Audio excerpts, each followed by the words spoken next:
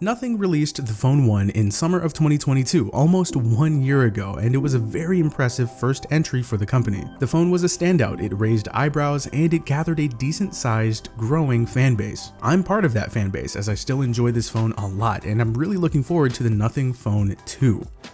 Now, having used this phone a ton, it's been very easy to see and appreciate the things they got right. While the honeymoon phase with the glyph interface has died down, it's the coolest notification light ever made. I still love it, and it's great to see new sounds and animations being added. Paired with a modern take on a retro aesthetic of the transparent back, it's still eye-catching and it continues to be a bit of a conversation starter. Speaking of eye-catching, if you really like these wallpapers you see, you can grab them from the HowToMen Patreon, along with these custom Nothing OS inspired KWGT widgets linked below.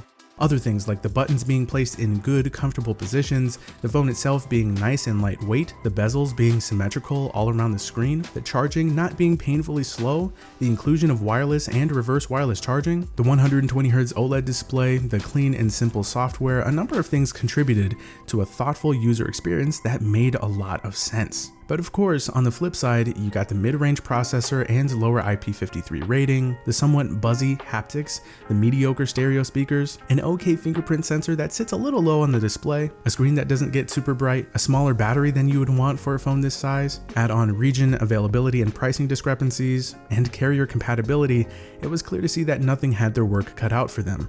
But again, a lot of these things made sense considering this phone's target price and target market, and the fact that it's a first-gen product. Gotta remember that this started out as a phone that leveled out to around $400 USD and $299 with that US beta program a little while ago.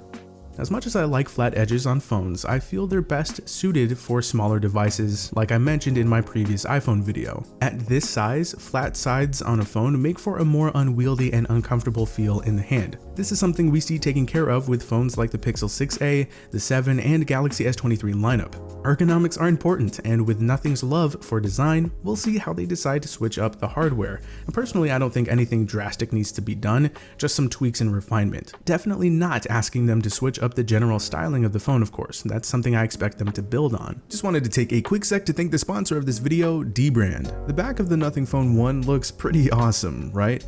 Well, thanks to dbrand, you can get this awesome look on your device too with their something skins. These are super crisp and they all have their own unique look based on the actual device, and you can get the look with dbrand's grip case as well. Make sure to check these out as well as their tempered glass screen protectors, which is what I'm actually using right now on the Phone 1.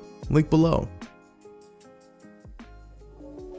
Now, as much as I enjoy the look of this phone, as distinctive and different the design is, aesthetics and a flashy light show can only take things so far for so long, and honestly, moving forward, they should be looked at as bonuses for getting the phone, not the main first or second reason to get the phone. And that takes me to the software. Now, this is a selling point, and this is where Nothing needs to continue putting in a lot of time and effort, especially when it comes to reasons for buyers to get this phone. Now, I say continue because, well, so far, the Phone 1 has received a good number of updates aiming to fix issues, squash bugs, improve efficiency and optimization, bolster the user experience, and to get the most out of the cameras. And so far, they've been working. While some updates have fixed bugs and introduced some new ones, I can confidently say that the overall user experience has gotten better. Things are buttery smooth, the battery life has improved, I can comfortably get a day and a half out of the battery, I've been able to use the phone on T-Mobile and Google Fi with no issue. Speed and performance isn't mind-blowing, but it's good, it gets the job done. New wallpapers get added, there's a new weather app which is pretty slick, and the cameras have gotten better too. Now, the camera hardware itself is pretty decent, especially in this mid-range bracket.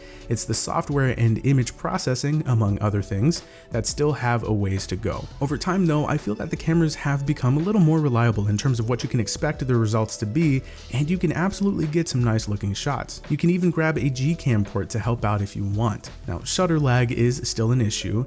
There's no 4K video recording at 60 frames per second specifically. Low light shots still need a lot of work, and same thing with selfies, and I think sharpness could be toned down a bit, but I will say, on their own, The cameras aren't bad and they're more than serviceable for most people. They've got potential.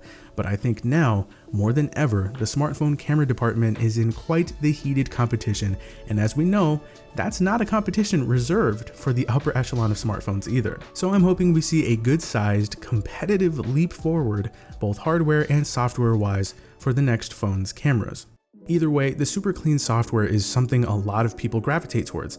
While some prefer a phone stuffed with different features like a Galaxy phone for example, others prefer something more simple and straightforward. That's where Nothing OS comes into play, and even with Google's pixelized Android, there's totally room for another OEM's take on stock Android. It's also a big plus that Nothing now has a team that previously worked on Oxygen OS currently working on Nothing OS.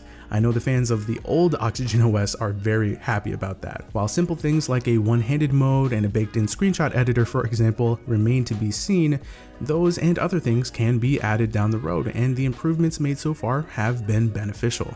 The biggest selling point of this phone, to me, is what the phone and the company behind it stand for. This is a lifestyle phone, and that's exactly what this company is aiming for. It's not loaded with the fastest this or the newest that.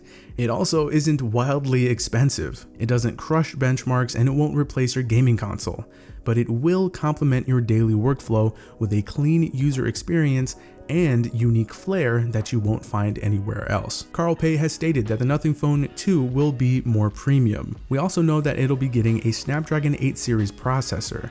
The 8th Gen 2 would be awesome, but my money is on the 8 Plus Gen 1, which to me works out because it'll save money and still provide buyers with a powerful chipset. So if this first entry here is any indication of what's to come, I'm here for it. If you're thinking about grabbing the Nothing Phone 1 now, personally, I would tentatively say go for it. If you can find it for the right price, you really want a taste of what Nothing is serving up, and you want to be part of something newer and perhaps more exciting.